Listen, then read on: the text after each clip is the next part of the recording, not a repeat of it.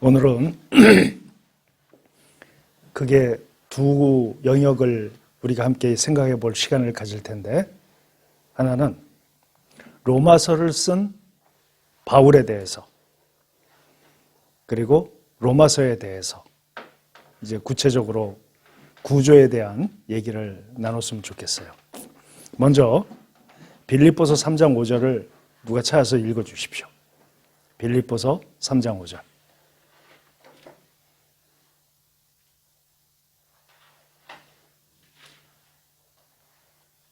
나는 8일 만에 할례를 받고 이스라엘 족속이요 베냐민 지파요 히브리인 중의 히브리인이요 율법으로는 바리새인이요. 오케이. 지금 바울이 로마서를 썼는데 바울이 어떤 사람인가를 우리가 인식을 한 다음에 어떤 사람의 생각에 의해서 이런 서신이 나왔는가, 그거를 알기 위해서는 바울이 어떤 사람인가에 대해서 우리가 좀 알고 넘어갈 필요가 있기 때문에 바울에 대해서 오늘 한번 생각을 해보겠습니다. 바울의 출생은 두 가지 설로 나뉘어요. 하나는 1세기, 그러니까 1년, AD 1년에 태어났다. 아니다. AD 5년에 태어났다. 그러니까 바울에 대한 그 자료가 사실상 그렇게 많지 않아요. 자료가. 그런데 바울에 대해서 추론해 볼 수 있는 것은 원래 사도행전을 공부를 먼저 하고 바울을 들어가면은 조금 익숙할 수 있는데 로마서부터 우린 들어가기 때문에 사도행전이나 기타 여러 가지 바울이 자신에 대해서 얘기한 내용들을 추론해서 바울에 대한 그 여러 가지 것들을 알아내는 문서들로 작성을 했는데, 그러나 딱 이거야 라고 규정할 수 있는 사건 내지는 연도가 상당히 불일치해요. 그러니까 이제 추론에 의해서 할 수밖에 없는데, 바울은 두 가지 설로 아까 얘기한 대로 AD 1년 내지는 AD 5년에 태어났다. 근데 이제 내가 처음 접한 것은 AD 5년 설이었어요. 그래서 나는 AD 5년으로 생각을 하고 모든 것을 시작을 했는데, 바울이 태어난 곳은 어디죠? 뭐 기억들을 더듬어 봐요. 다소라는 곳이야.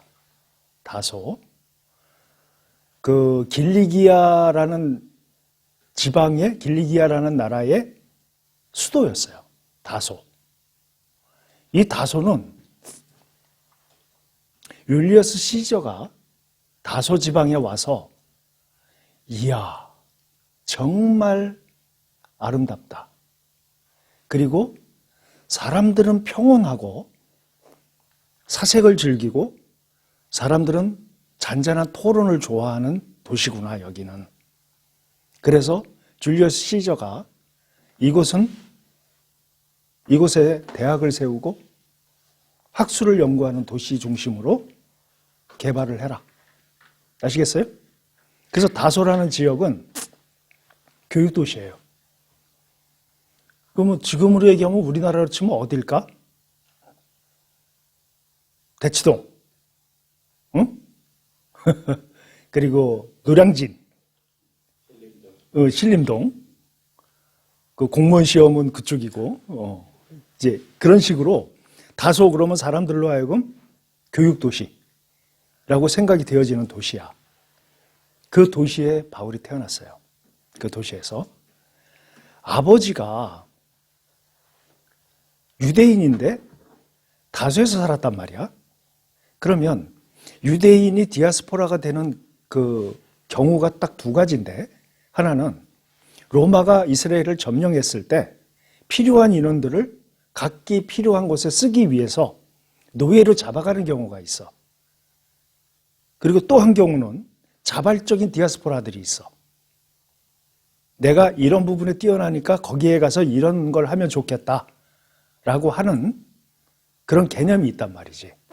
근데 제국으로 발돋움하는 과정을 우리가 성경에서 좀 생각해 볼 수 있어요.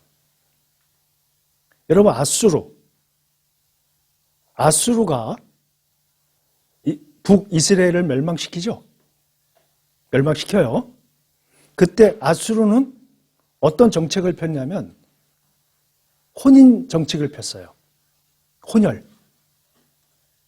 이스라엘 사람들을 3분의 1을 잡아다가 노예로 만들고 아수르에, 그리고 3분의 1을 남겨놓고 아수르 사람들을 3분의 1을 이주를 시켜. 그래가지고 이스라엘 사람들과 뭘 시켜요? 혼인을 시켜. 그러니까 혈연관계를 만들어요. 그러니까 그 민족 자체의 피를 없애버리는 거야. 그런 정책을 폈어요, 아수르가. 그 다음에 남유다를 멸망시킨 바벨론. 바벨론은 어떤 정책을 폈냐면 점령국마다 그 나라의 머리들, 뛰어난 인재들, 이런 사람들을 다 잡아갔어. 그래갖고 인재 중심의 바벨론을 만들기 위해서 애를 썼어요. 그러니까 여러분 잘 아는 다니엘. 다니엘이 바로 그런 부류 중에 하나야. 우리가 구약을 읽으면서 들었던 내용이죠. 로마는 어떻게 했을까요? 로마는 점령을 하면 일정한 부분의 그 사람들을 남겨놓고 일정한 부분, 그러니까 로마 그 나라를 통치할 때 필요한 그 뭐라고 그래, 그 노동자들, 그런 사람들을 남겨놓고 싸그리 노예로 다 잡아갔어요. 그리고 그 나라의 머리들을 잡아가는 바벨론의 전통을 따르지 않았어. 이유가 뭔지 아세요? 로마의 머리가 세계 제1이야. 그러니까 필요 없어, 다른 지역은. 설명이 됐죠? 그러니까 그만큼 자존감이 굉장히 높은 나라야, 로마가. 그렇게 해서 왔는데, 그런 식으로 제국을 넓혀가는데, 디아스포라들이 그런 두 가지 경로를 통해서 흩어졌단 말이에요. 그런데 바울의 아버지는 어떤 장사를 했는지 뭘 했는지 나온 게 없어. 다만 바울의 아버지가 이 시대의 아버지들하고 동일했다는 거지. 무슨 소리냐? 바울의 형제가 몇 명인지 전혀 나온 게 없어요. 근데 바울이 태어나자마자 이름을 뭘로 줬어요? 사울로 줬어.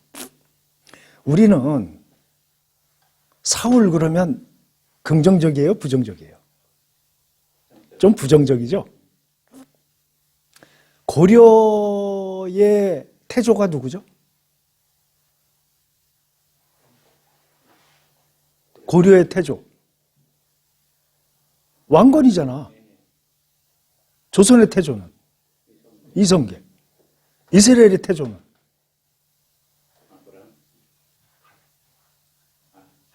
사울이지.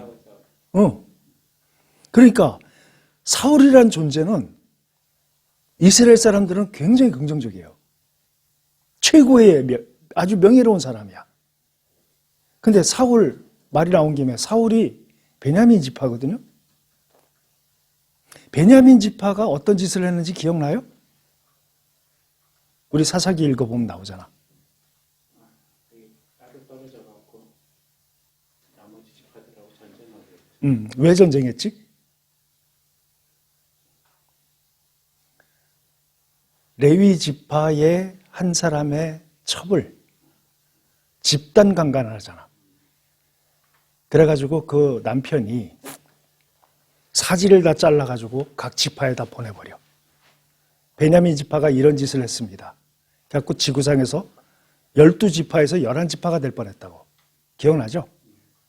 그래서 그 당시에 아예 베냐민 지파를 지워버리려다가 하나님께서 베냐민 지파를 남겨놓으셔. 기억나죠? 그 지파 사람이야, 사울이. 그러니까 그 당시에 베냐민 지파는 굉장히 작고 문제가 많은 지파였다고. 근데 하나님께서 그 지파에서 사람을 뽑아서 이스라엘의 태조로 만드셔. 그게 사울이에요. 이스라엘 사람들이 자녀를 출생시켰을 때 이름을 여러 가지로 짓는데 사울이라는 이름을 갖다 붙이면은 어떤 현상이 빚어지냐면 흙수저 아들이 사울이라는 이름을 가지면 니까짓 게 이런 반응이에요. 이해가 되세요? 근데 금수저 집안의 아들의 이름이 사울이면 그럴만해. 설명이 됐어요? 이 사울이라는 이름이 갖는 그 무게를 아시겠죠? 근데 이 아버지가 사울로 이름을 줬어. 그 얘기는 무슨 얘기냐면 당시 문화권 속에서 내 아들에 대한 기대, 그리고 그 아버지가 갖고 있는 야망, 이런 거를 추론해 볼 수 있는 내용이란 말이지. 그리고 바울이 다소에서 몇 세까지 살았는가?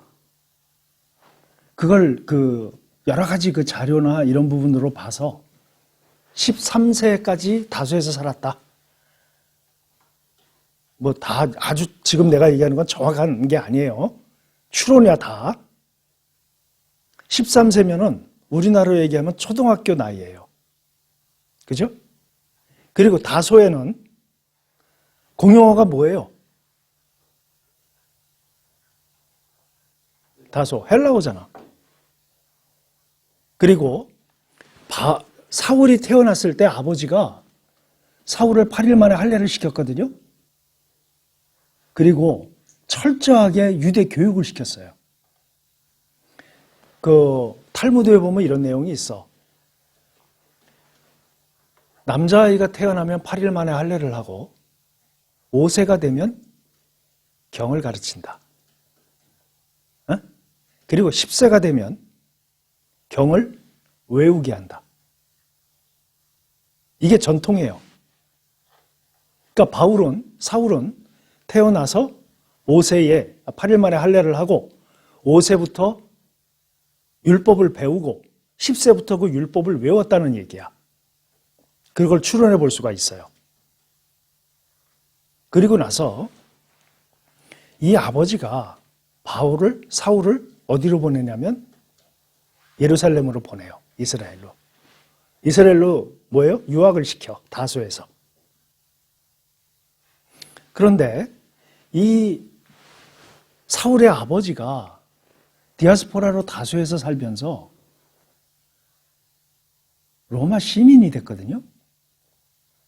그러면 로마 시민이 됐다는 거는 지금 로마 혈통을 가진 사람이 아니잖아. 근데 로마 시민이 됐어, 아버지가. 그 당시에 로마 시민이 되는 외국인이 로마 시민이 되는 방법이 두 가지가 있었어. 하나는 원로원, 그 다음에 시민, 집정관, 이런 파워가 있는 사람들이 어떤 사람을 황제에게 추천을 해요. 이 사람은 로마에 지대한 공을 세웠기 때문에 로마 시민으로 만들어줘야 합니다라고 추천을 해. 그러면 가이사가 우리나라에 얘기하면 옥쇄죠, 옥쇄. 그들은 뭐예요? 반지야. 황제 반지. 그 문서를 짝 쓰면 거기다가 반지를 찍어요. 이 사람은 로마 시민이다. 그러니까 추천에 의해서 로마에 지대한 어떤 그 공적을 쌓은 사람, 이런 사람을 로마 시민으로 만들어줘요. 또 한 부류는 로마 시민이 되기 위해서 돈으로 로마 시민이 돼요. 근데 이제 그 나라도 이제 돈만 내면 로마 시민이 될 수 있다. 이거 굉장히 좀 쪽팔리겠죠? 그러니까 기부 형태. 어느 신전에 벽이 문제가 생겼는데 신전에 기여했다. 응? 그리고 어느 지역에 곡물이 부족했는데 그 돈을 가지고 곡물을 기여했다. 이런 식으로 어떤 많은 돈을 들여서 그 돈이 필요한 부분에 돈으로 쓰일 수 있는 자금을 댄 사람들, 이런 사람들에게 시민권을 줘요. 근데 그 액수가 상당했겠죠? 근데 정확히 얼마를 내야 되는지에 대해서는 알 수가 없어. 그래서 대부분 그 역사학자들은 바울의 아버지가 아마도 돈을 많이 벌어서 그 돈으로 로마 시민권을 사지 않았겠는가라고 추론할 뿐이에요. 그러면 아버지가 시민권자이기 때문에 아들은 당연히 어때요? 시민권자야. 그런 상태에서 역으로 예루살렘으로 그 사울을 유학을 시킨단 말이야. 그런데 그 당시에 바울이 왔을 때, 사울이 예루살렘에 왔을 때 이스라엘을 정신적으로 이렇게 가르치는 위대한 두 스승이 있었는데 그 한 사람은 힐렐이라는 사람이고 한 사람은 가말리엘이라는 사람이에요. 그래서 힐렐 학파, 가말리엘 학파 이렇게 나뉘어져 있었다고. 그런데 바울이 그 당시 사울이 아버지가 사울을 추천한 곳이 가말리엘 그 문화권이란 말이야. 가말리엘 뭐라고 해야 되나? 대학이라고 하자. 가말리엘 대학에 입학을 시키는 거야. 쉽게 표현하자면. 그런데 사울에겐 두 가지 약점이 있었어. 그 학교에 들어가기에는. 그 조건이 뭐였냐면 일단 태생이 본토 태생이어야 돼. 그러니까 혈족이 분명해야 된다는 거죠. 응? 설명이 됐어요? 그리고 학습 능력. 학습 능력이 그러니까 앞에도 얘기한 것처럼 5세 때부터 성경을 연구하고 10세 때부터 그 성경을 외우고 하는 그 학습 능력이 제대로 갖춰져 있는가에 대한 내용. 그리고 태생이 본토 태생이냐. 오케이?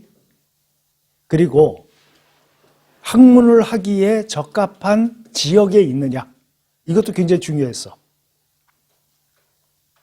아마 가말리엘 거기에는 아마 기숙사가 없었던 것 같아.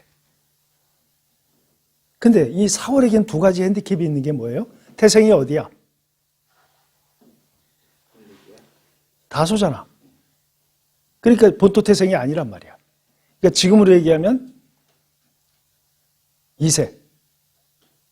이민 간 사람이 2세지. 2세로 태어난 거 아니야. 그죠? 그리고 당시에 또 어떤 게 있었냐면 로마 시민권을 가졌다는 것은 의식 있는 사람들에겐 뭐냐면 민족 배반자예요. 우리나라도 왜 일제가 우리나라 침략했을 때 일본 시민권까지 가졌다. 그럼 뭐야 그거는. 친일파 아니면 불가능했잖아.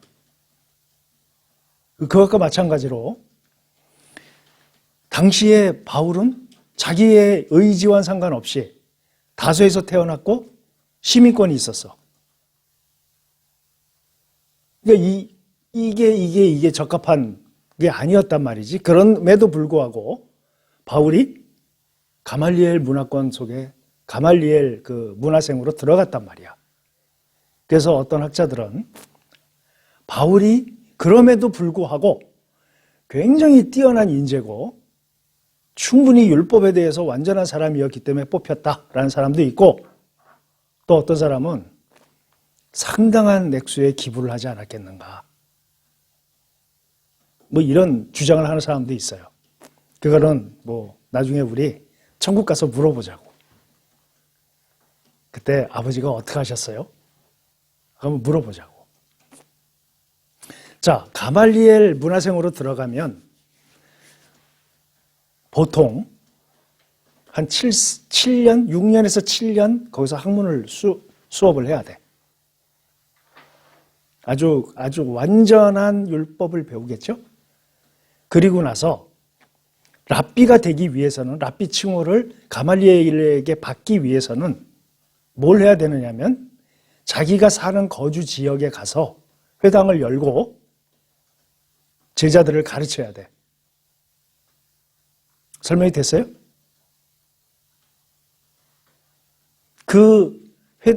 그걸 가르치는 기간이 적어도 10년 이상은 넘어야 돼. 그래서 바울은 가말리엘 문화생으로 6년에서 7년 공부하고 나서 어디로 갔을까요? 다소로 갔어요. 다소로 간 다음에 이걸 어떻게 알 수 있느냐? 여러분 잘 생각해 봐요. 사복음서가 먼저 쓰였어요? 로마서가 먼저 쓰였어요? 로마서가 먼저 쓰였어. 여러분 서신서가 먼저 쓰였어요? 사복음서가 쓰였어요? 먼저 쓰였어요? 서신서가 먼저 쓰였어요. 그런데 나중에 쓰인 사복음서에 바울 이름 들어본 적 있어요? 아니, 사울이 그만큼 유대 사회에 영향력을 미칠 수 있는 가말리엘 문화생으로 준비를 하고 유대 사회에 영향력을 미치고 있었다면 왜 사복음서에 내용이 없겠냐고. 한 번도 언급된 적이 없어. 왜? 바울은 이 시기에 이스라엘에 있지 않았어요. 어디 있었어? 다소에 있었어.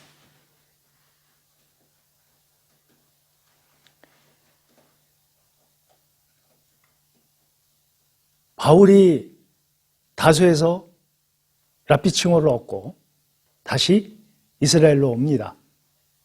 와서 처음으로 성경에 등장하는 때가 언제예요?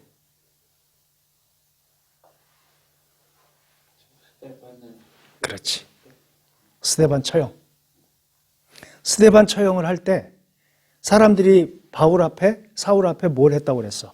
옷을 벗어났다고 그랬죠? 그게 무슨 소리인지 알아야 돼. 자, 지금 스데반을 세워놓고 돌로 쳐 죽이는 사형 언도를 내렸잖아. 누가 내려요? 산헤드린 공의회에서. 로마의 승인이 있었겠죠? 사형을 집행하는 거니까. 그런데 그 당시에 사람을 돌로 투석 사형 언도를 내리는 것은 우리는 그 이스라엘이 옛날 구약에 보면은 왜 돌로 쳐 죽여라 이런 얘기가 많이 나오잖아요. 그래서 당시에도 상당히 투석 사형 사건이 많이 있었을 것이라고 생각을 할 수 있는데 극히 드물었다고 그래. 아시겠죠? 아주 극악하고 이례적인 경우에 한해서만 투석 사형 언도가 내려졌다고 그래. 근데 스데반이 투석 사형 언도를 받았어요. 누구한테? 산헤드린 공의회에서. 그러면 투석으로 인해서 사형을 집행할 때 제일 먼저 누가 돌을 들어서 제일 먼저 던지는 줄 아세요? 아무나 던지는 게 아니야. 증인이 먼저 나서서 돌을 들어요. 그러니까 증인이 먼저 돌로 던져. 던질 때 왜 그 겉옷을 입고 갔다가 왜 무슨 일 할 때 우리가 좀 편하게 일하려고 옷을 벗잖아요. 응? 그걸 벗을 때 집행관이 있어. 그 사형을 언도해서 집행하는 집행관이 있는데 그 집행관 앞에 옷을 가지런히 벗어서 놔요. 무슨 말인지 아시겠죠? 그때 바울 앞에 옷을 갖다 놓았다라는 의미는 바로 사울이 집행관 중에 한 사람이었을 것이다라고 추론하는 거야. 아시겠죠? 사울은 그 당시에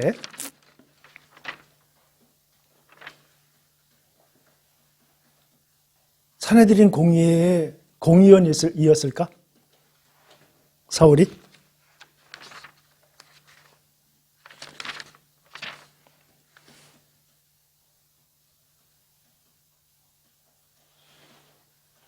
그런 거 들어봤어요?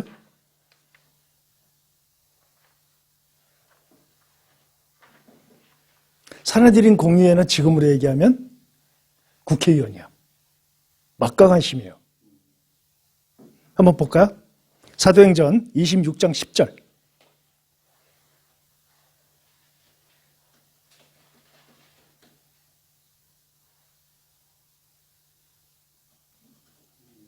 예루살렘에서 이런 일을 행하여 대제사장들에게서 권한을 받아가지고 많은 성도를 오게 가두며 또 죽일 때에 내가 찬성 투표를 하였고. 죽일 때 뭘 했다고? 찬성 투표를 하였고. 무슨 소리예요? 회원이었죠? 네. 스데반을 투석 사형을 결정할 때 이 사람은 찬성 투표를 한 사람이야.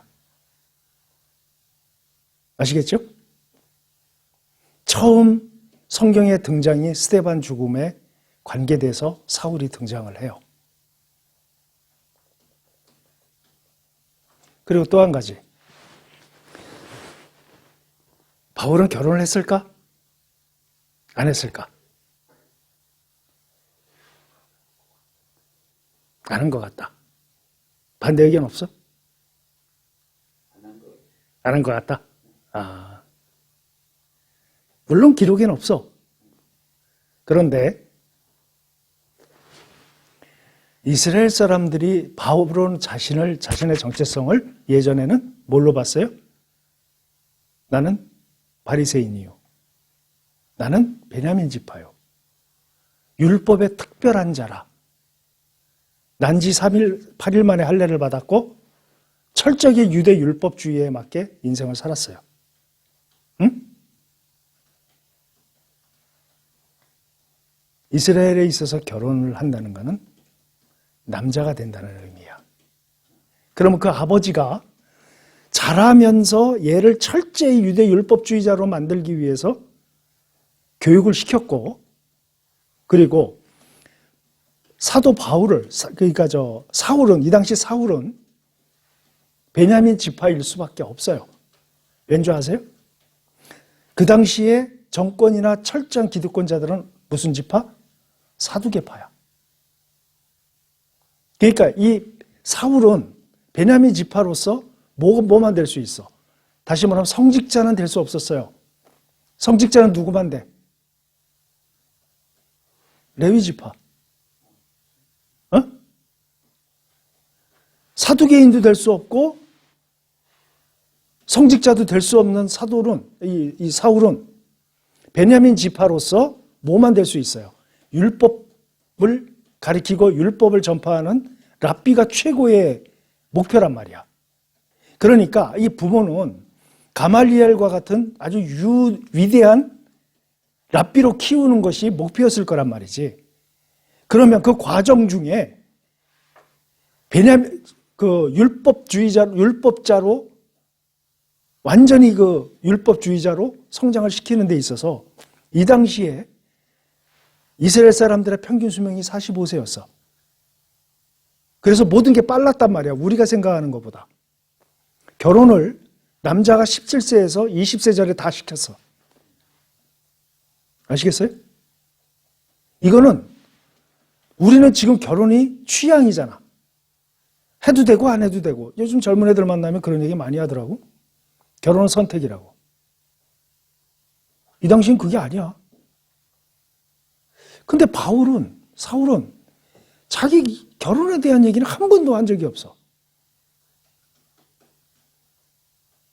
그런데 고린도 교회가 문제가 많이 생겼거든.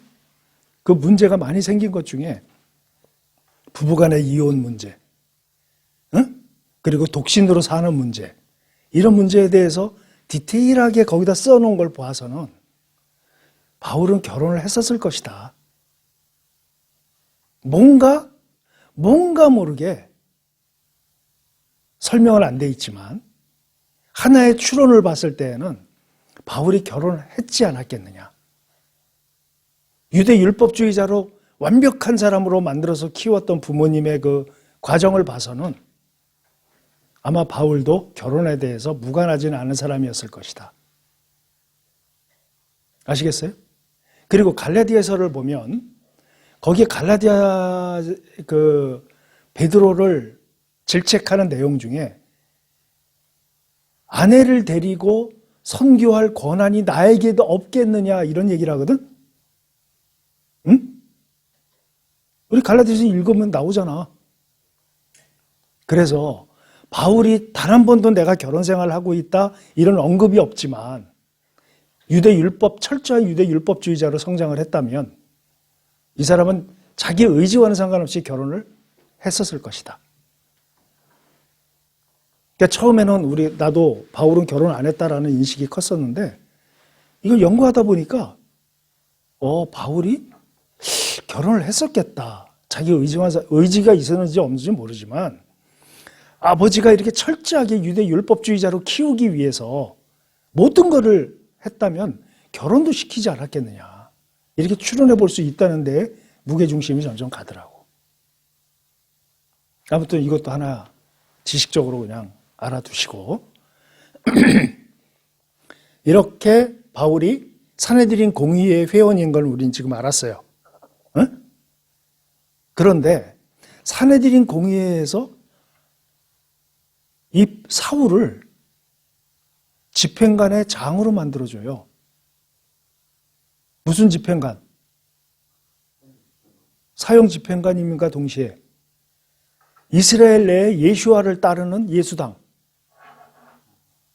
들을 잡아들이고 이걸 집행할 수 있는 법적으로 그 집행관의 처음엔 장이 아니었어. 집행관으로 삼았어. 그런데 사울이 열심히 특심이야 그냥. 예수 믿는 사람들을 잡아다가 태형을 치고 감옥에 가두고 하는 일을 열정적으로 했단 말이야. 그런데 당시의 집행관은 대부분 누가 맡았냐면 사두개파가 맡았어요. 왜냐하면 권한이니까 그것도. 그런데 산헤드린 공의회에서 이 사울에게 외국에까지 나가서 집행을 할 수 있는 권한을 산헤드린 공의회가 준단 말이야. 왜? 로마에 가서 우리도 그렇잖아 지금. 미국의 어떤 나라에 범죄자가 있어서 한국 형사가 가서 잡으려면 뭐가 있어야 돼? 그 나라에 허가가 있어야 되잖아. 지금 로마 제국에 속해 있는 곳에 예수를 믿는 자들을 잡아내기 위해서 지금 예루살렘에서 파견을 하는 집행관이야. 그러려면 그 지역의 사람들, 형사들, 경찰청하고 연계가 돼야 되고 이런 게 있어야 될 거 아니야. 근데 그 대표로 누굴 뽑아주냐면 사울을 뽑아. 그러면 외국에 나가 있는 디아스포라들 중에서 예수를 믿는 사람들을 왜 유대주의자들을 이렇게 잡아들이려고 했는가? 한번 생각을 해봐요. 당시에 로마 제국 내에 예수를 믿는 자들이 가가지고 유대 율법주의자들하고 대립을 한단 말이야. 어? 대립해서 예수님을 막 전해. 그러다 보니까 소요가 일어날 거 아니야. 우리 사도행전 읽어보면 얼마나 많은 소요가 있었어. 그죠?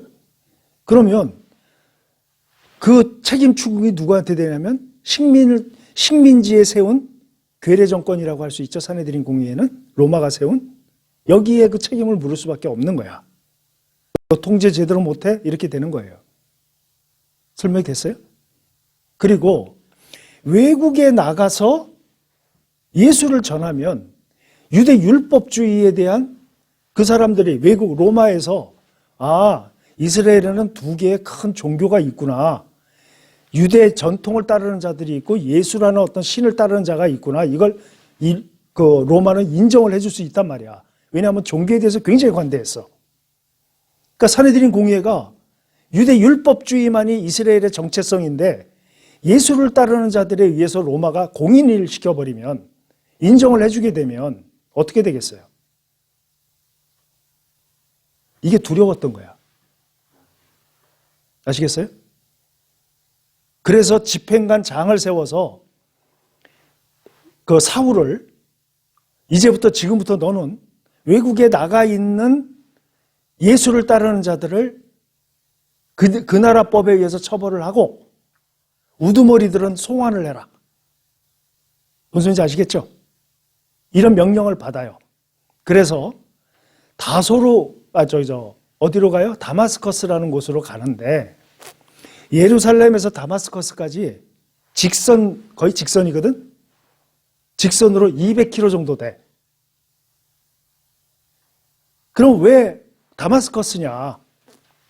첫 번째 가서 집행할 곳이 다마스커스가 어떤 도시냐면 외국 디아스포라들이 로마를 좀 알아야 되겠다. 로마에 대해서 살기 위해서는 제일 먼저 선택하는 도시가 다마스커스야. 거기에 가면 로마에 대한 교육, 로마에 대한 모든 걸 가르치고 로마를 훈련할 수가 있어. 아시겠어요? 그래서 처음으로 선택한 게 다마스커스예요. 그래서 로마가 인정해준 로마 병사 10명과 사내들인 공의회에서 집행할 수 있는 그 병사들을 합쳐서 한 30여 명이 사울을 따라서 다마스커스로 가기 시작을 해. 아시겠죠? 그러면 이 얘기하다 보니까 한 가지 이 얘기를 하고 넘어가야 되겠다. 그러니까 사울이 사역하기 이전에 로마 황제 갈리큘라라고 있었어요. 갈리큘라 황제 때 그 당시에 로마의 디아스포라들 중에서 크게 두 집단이 대립을 하고 있었어. 뭘로? 금융업, 상공업, 금융업, 교육업으로 두 집단이 형세를 이뤄가지고 대립을 했는데 그 집단이 어떤 집단이냐면 그리스인 집단하고 유대인 집단. 무슨 말인지 아시겠죠? 크게 이 두 집단이 생각해봐. 교육에 대해서는 자부심이 어느 나라가 세겠어? 그리스가 셀 거 아니야. 철학의 나라니까. 에피쿠루스와 스콜라 아예 그 성경에도 나오잖아. 이 그리스에서는 그 자부심이 대단했는데 유대인들이 들어왔거든? 근데 이 유대인들은 로마인이 존경을 해요. 왜 존경해? 이들의 삶은 성결해. 로마인의 삶은 어땠어요? 성적으로? 정말 갈 때까지 간 나라였거든. 유대인의 시각으로 봤을 때 완전 타락한 나라였단 말이야. 근데 유대인들은 아주 성결해. 그 윤리적으로 뭔가 달라. 로마인들하고는. 그리고 생활하는 게 깔끔해. 음식도 정결하게 먹어. 그들이 볼 때는. 왜? 먹지 말라는 부정한 음식들 있잖아. 그걸 안 먹어. 유대 사람들은. 그러니까 로마 사람들이 봤을 때는 막 돼지고기 어구저구저 개고기 씹어먹고 막 이랬는데 유대인들은 그런 걸 안 먹어. 그러니까 유대인들에 대한 동경심이 있었단 말이야. 근데 그리스인들도 이 철학과 이 뭔가 이 품격이 있고 이런 게 있었단 말이지. 지적인 능력이. 근데 갈리큘라가 그때 통치했던 시기는 굉장히 성적으로 난잡한 시기였어요. 말 나온 김에 갈리큘라 얘기를 좀 해보자. 갈리큘라가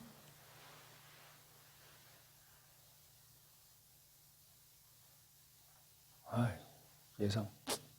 그러니까 카리큘라의 아버지가 이름은 하나도 생각이 안 나는데 카리큘라의 아버지가 어떤 사람이었냐면 차기 황제 1순위였어요. 1순위로 로마 그러니까 원로원 그리고 시민계급 그리고 장관들, 집정관들까지 이 카리큘라의 아버지를 차기 황제로 인식을 하고 있었고 모두가 그렇게 알고 있었어. 그랬는데 그때 그 당시에 황제로 있던 사람이 아주 장성한 아들이 있었거든. 근데 여러분 알다시피 로마 황제를 대를 이어주는 거는 우리나라는 아들에게 이어줬잖아요. 우리 옛날에는. 근데 로마는 그렇지 않았어요. 능력 있는 사람, 존경받을 만한 사람, 이런 사람들을 뽑아갖고 황제로 추천을 했단 말이야. 추인을 했단 말이야. 근데 이 카리큘라의 아버지 시대의 황제가 이름이 하나 생각이 안 나는데 이 아버지가 자기 아들에게 이걸 물려주고 싶었어. 그래서 어떤 짓을 벌이냐면 아버지를 독살을 해요. 응? 티베리우스. 어떻게 알았어? 찾았구나. 이거 목사들 설교 제대로 해야 돼. 이거 다 그 자리에서 다 찾아내기 때문에 어설프게 알아갖고는 얘기하기 힘들어. 아, 내가 모를 때 이렇게 알려줘. 찾아가지고. 티베리우스. 그래갖고 아버지를 죽여. 아버지를 죽이는데, 일단 몰살을 시키려고 그랬어, 처음에는. 그랬다가, 여론이 안 좋아질 겁니다. 그러니까 그 전에, 이거 준비된 내용이 아니라, 기억으로 해야 되니까. 아버지가 죽고, 사인을 봤을 때 독살이었거든?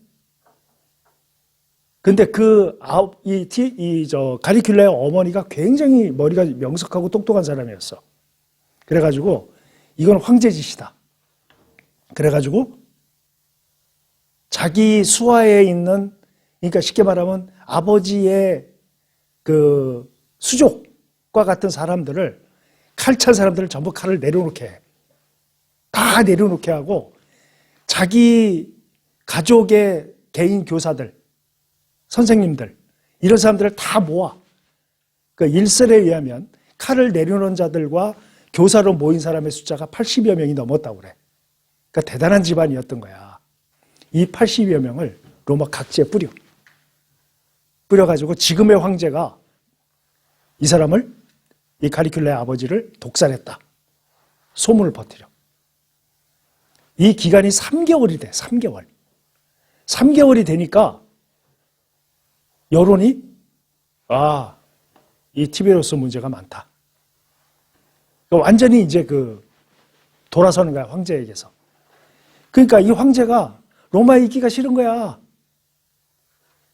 로마인들은 다 자기를 싫어해. 자기를 황제로 인정을 안 하는 것 같아. 그러니까 무슨 짓을 했는 줄 아세요? 로마에서, 그러니까 남쪽이죠. 남쪽으로 내려와, 남쪽으로 한 몇 킬로, 한 300km인가 내려오면 그 해안 옆에 뭐가 있냐면 섬이 하나 있는데 그 섬 이름이 카프리라는 섬이야. 들어봤죠? 응? 응?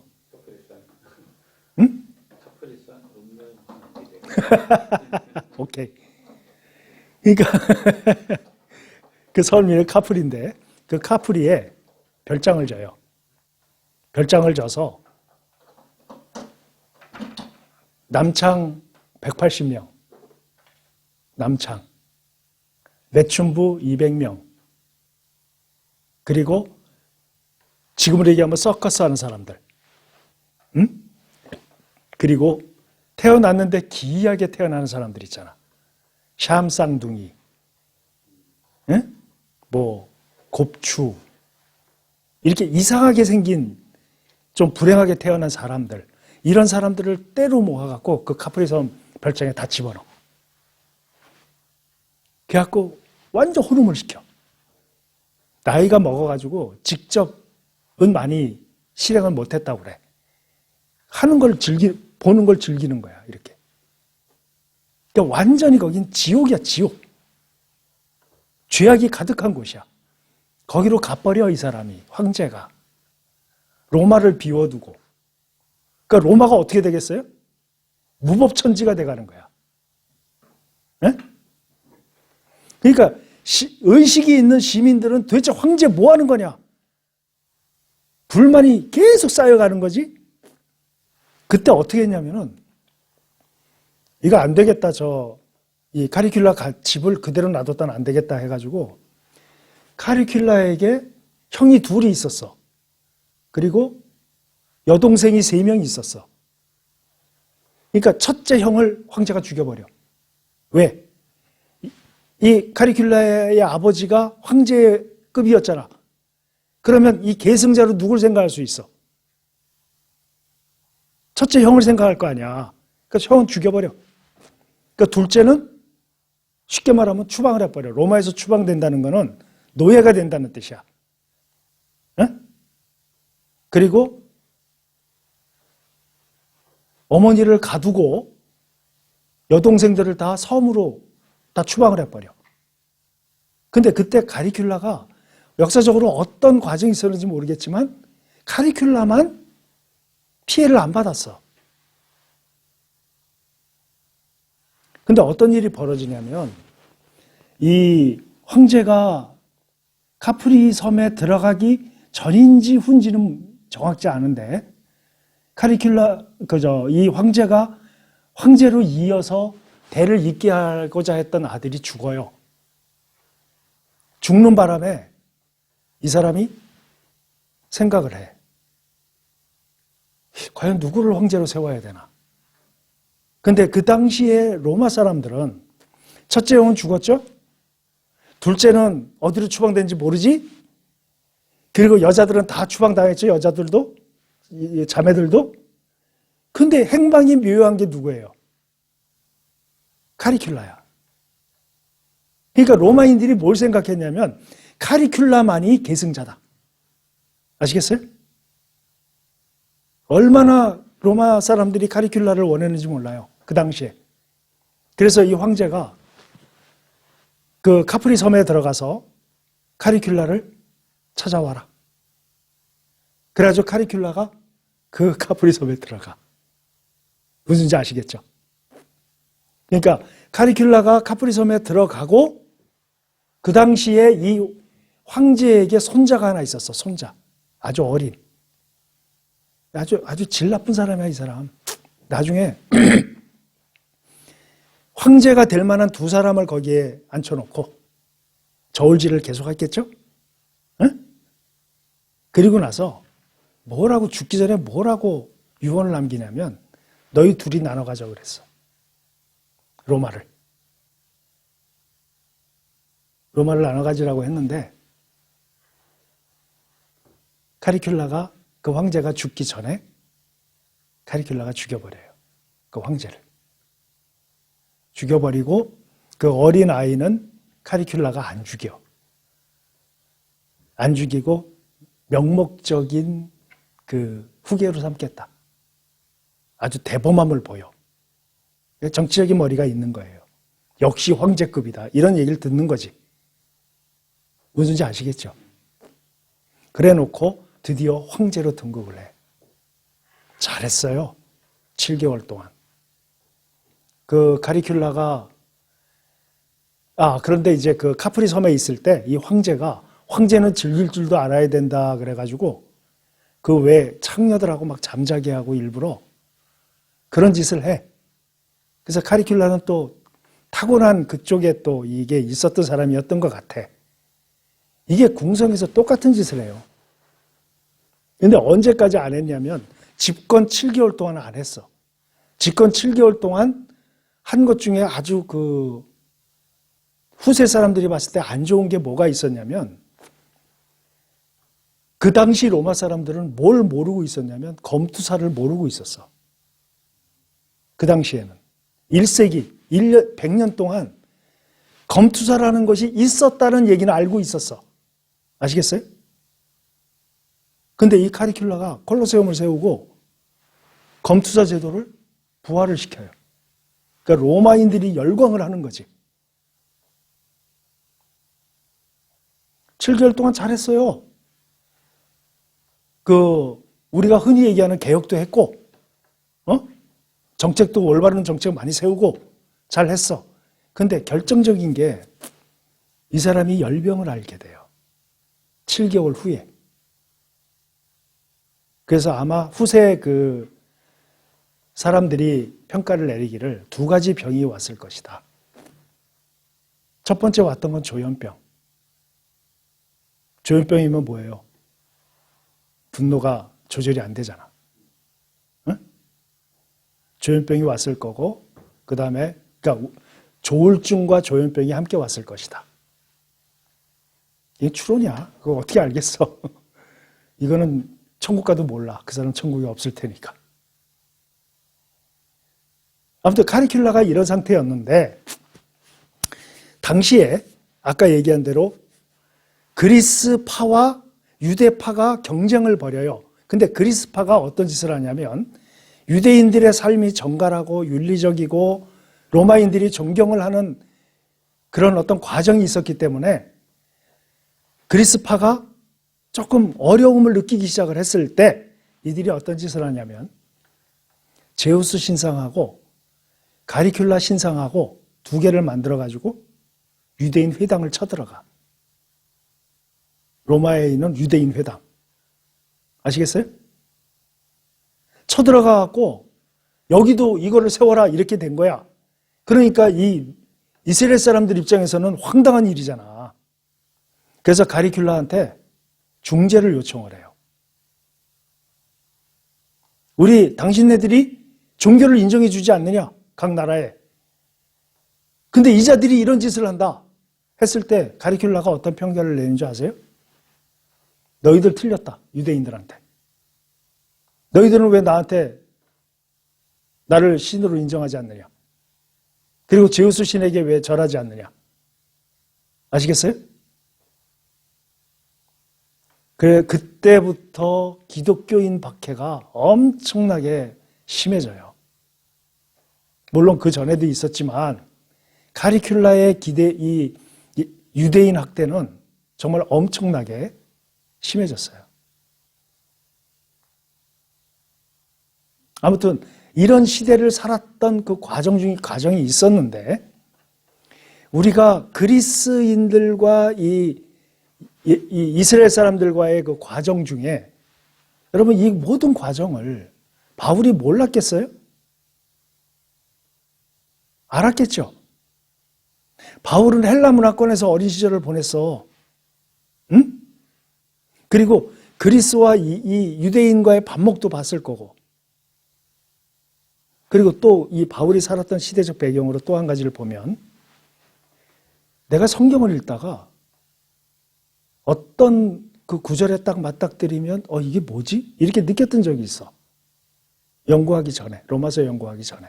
그게 뭐냐면 헬라인 중에 여호와를 경외하는 자가 있더라. 그 대표적인 두 사람이 있는데 그게 첫 번째는 고넬료고 그 다음에 자주색 장사 루디아야. 이해가 되세요? 뭔 소리인지? 도대체 이 당시에 예수를 믿지 않는 유대인 중에 하나님을 경외하는 자더라 이렇게 표현했단 말이야. 이게 어떤 사람들이지? 궁금했어. 헬라인 중에서. 근데 나중에 알고 보니까 산헤드린 공회에서 이거 예수를 따르는 자들이 굉장히 이 세계가 굉장히 커지고 있어 지금 로마 세계관 속에서 커지고 있으니까 바리새파 중에서 이 지금으로 얘기하면 급진 세력들이 있는데 그 대표자 이름이 기억이 안 나는데 그 대표자가 뭐라고 얘기를 했냐면 헬라인들에게 율법을 가르쳐라. 율법을 가르쳐서 유대화시켜라. 명령을 내려서 당시에 헬라인이면서 여호와를 숭배했던 그 숫자가 400만 명 가까이 됐대요. 헬라 문화 전 세계를 통틀어서. 그래서 바울이 사도행전에서 보면 어디에 갔더니 여호와를 참 사랑하는 자가 있더라 이런 얘기 있죠. 그게 그 사람들이더라고. 설명이 됐어요? 바울은 헬라인이면서 하나님을 여호와를 사랑하는 사람들이 타깃이었어요. 이건 아직 펼쳐진 시장이야. 바울의 입장에서는. 그건 나중에 이제 언제 우리가 사도행전 공부할 기회가 있으면 그 내용을 자세히 공부할 수 있을 거야. 이런 그 과정을 보면서 바울이 헬라에 대한 또 그리스 철학에 대한 이런 인식들이 가득 들어 있었을 거란 말이지. 이 똑똑한 사람이. 이 똑똑한 사람이 그런 차원에서 다마스커스로 가면서 다마스커스 도착한 10km 전, 그러니까 예루살렘에서부터 다마스커스까지 200km인데 거리상, 근데 10km니까 990km 정도 갔다는 얘기야. 가서 거기서 사울은 단 한 번도 예수님을 만난 적이 없어요. 그죠? 근데 나중에 만났다는 표현을 쓰거든. 사울이 예수님을 접한 게 대낮이에요, 대낮. 햇빛이 가장 쨍쨍할 때야. 근데 그 햇빛을 뚫은 밝은 빛, 더 밝은 빛으로 예수님이 사울을 친단 말이야.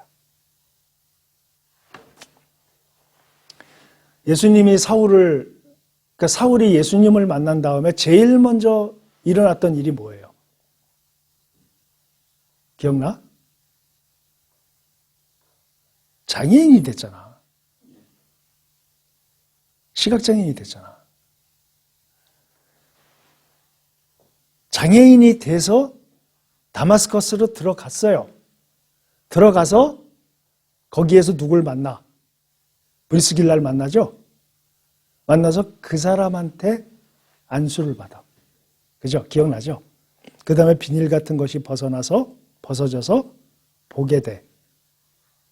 들어간 지 일주일도 안 돼서 회당에 가가지고 예수님을 전해. 뭘 전했겠어요?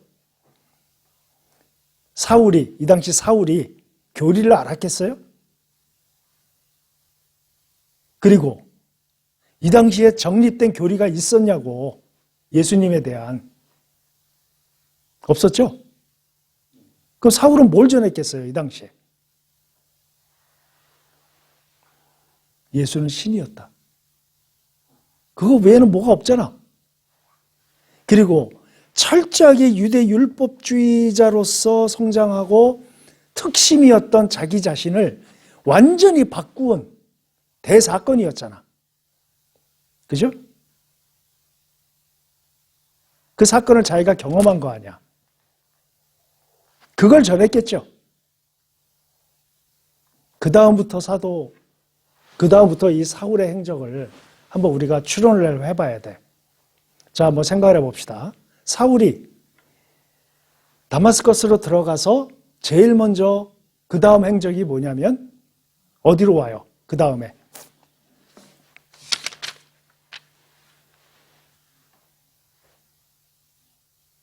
그 다음에 다소로 와요, 다시.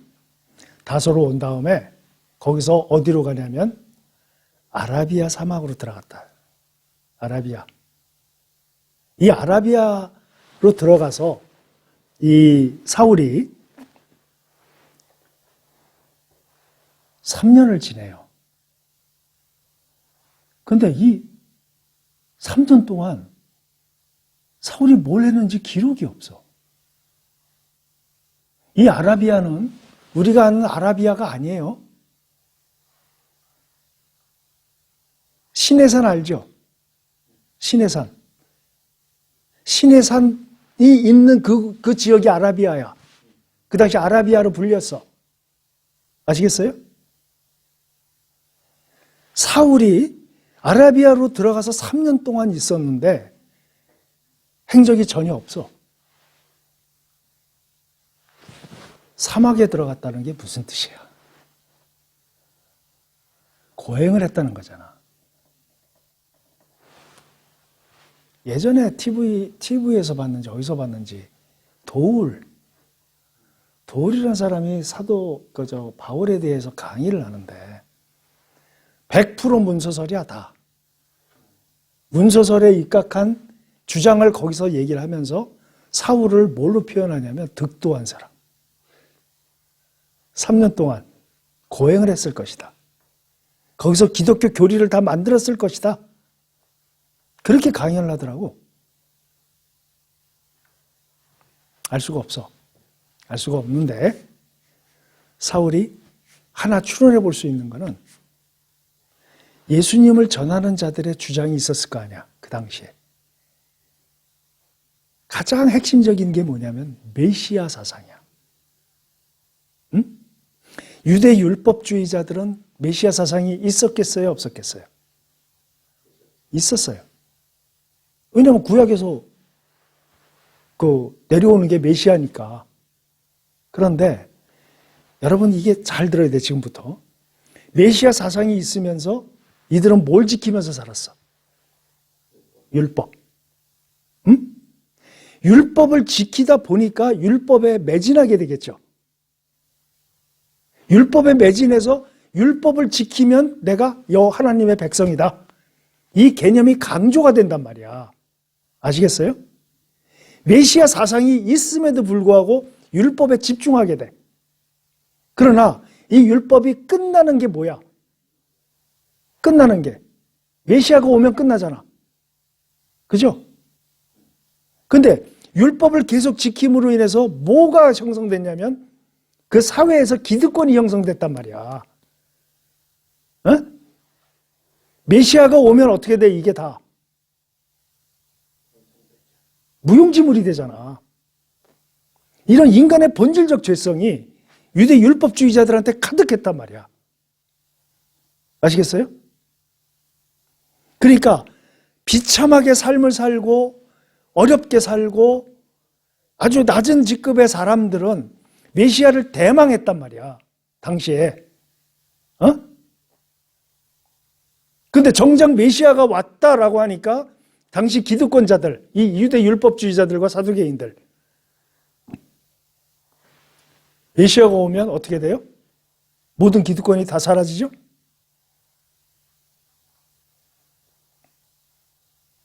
그러니까 메시아 사상은 있지만 메시아를 받아들이기에는 너무나 죄성이 강한 그런 인간의 본성이 이들에게 다 드러나 보여졌다는 거야. 무슨지 아시겠죠? 그런데 사울은 그런 모든 것이 있었다가 어떻게 됐어요? 메시아를 만났잖아. 무슨지 아시겠어요? 그러니까 사울에게 자기가 가지고 있었던 율법에 대한 모든 것들이 다 뭐가 됐어 지금? 무용지물이 된 거 아니야. 메시아를 만났으니까, 메시아가 왔으니까 사울 입장에서는. 그래서 사울이 뭐라고 그래요? 내가 전에 알던 것들을 다 예수 그리스도를 아는 지식을 내가 원했을 때 내가 전에 알았던 모든 걸 뭘로 여긴다고 그랬어? 배설물로 여긴다. 참 고상한 단어야. 응? 그게 이런 정신세계 가운데서 나온 얘기야, 이게. 아시겠죠? 그러니까 사울은 거기서 메시아를 만난 거야. 그러면 다시 돌려서 사울에게 있어서 중요한 게 뭐였겠어요? 구약에서 얘기하는 예수에 대한 예언이 중요했겠지. 에? 이 아라비아의 3년에 뭘 했는지 알 수는 없지만 3년 후에 나와요. 사울이 아라비아에서 나와가지고 제일 먼저 만난 사람들이 누구냐면 예수님 제자들이야. 예루살렘으로 와서 이 아라비아에서 나와가지고 근데 만나러 예루살렘에 왔는데 자 한번 생각해봐. 예수님의 12제자의 입장을 생각해보자고. 사울을 어떻게 보겠어요? 뭐 저런 놈이 다 있나? 나는 살아있을 때 예수님하고 3년 동안 같이 다녔는데 순간적으로 번쩍 예수님 음성을 들었다고 응?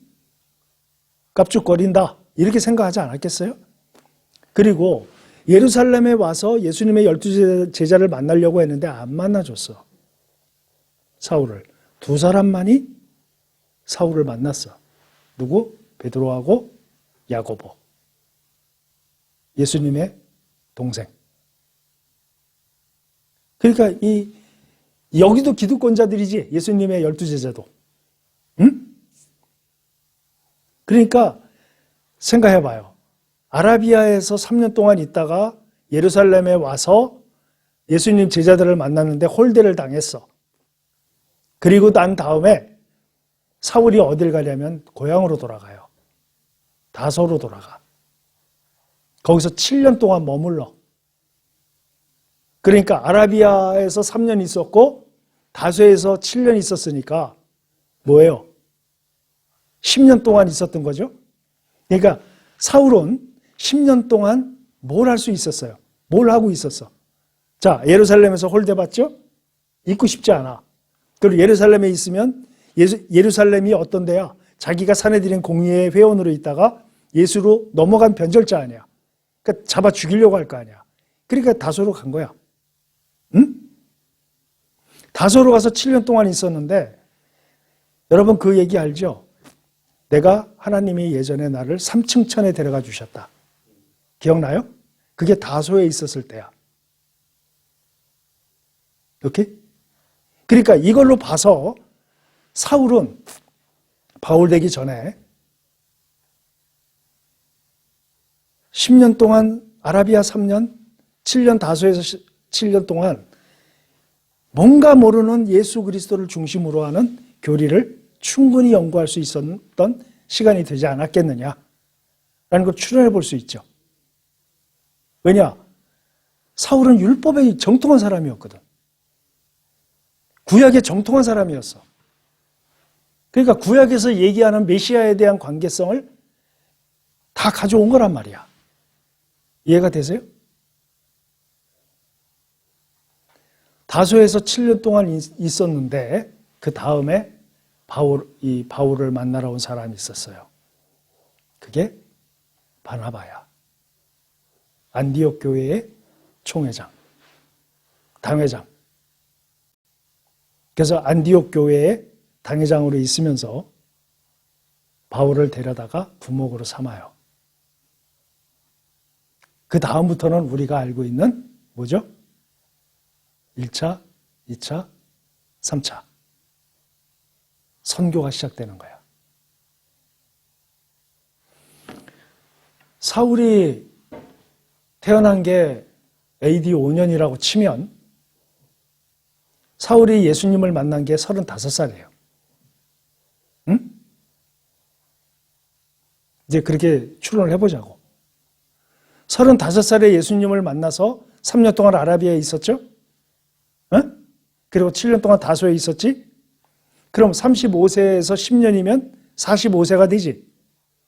응? 45세에 비로소 시작된 거야. 뭐가? 선교가.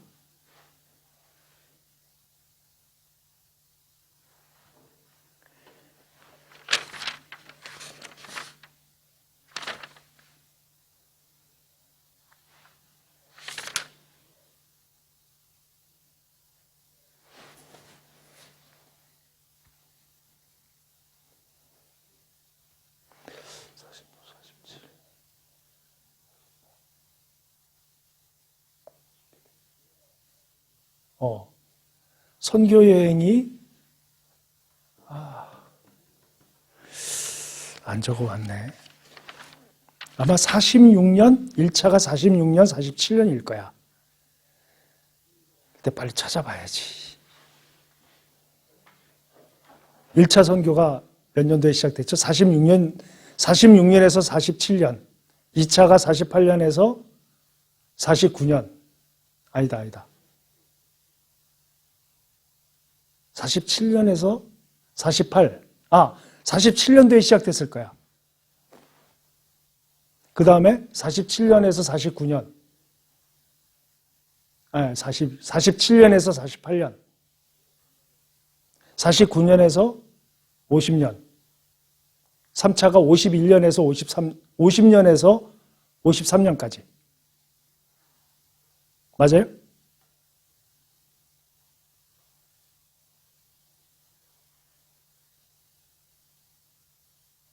아무튼 시간이 좀 많이 갔어. 찾았어? 47에서 49년. 맞지? 그러니까 47년에서 49년, 50년에서, 아니야. 47년에서 49년. 그 다음에 50년에서, 49년에서 52년까지. 그죠? 그러니까 이렇게 쭉 가서 바울이 62세에 죽거든?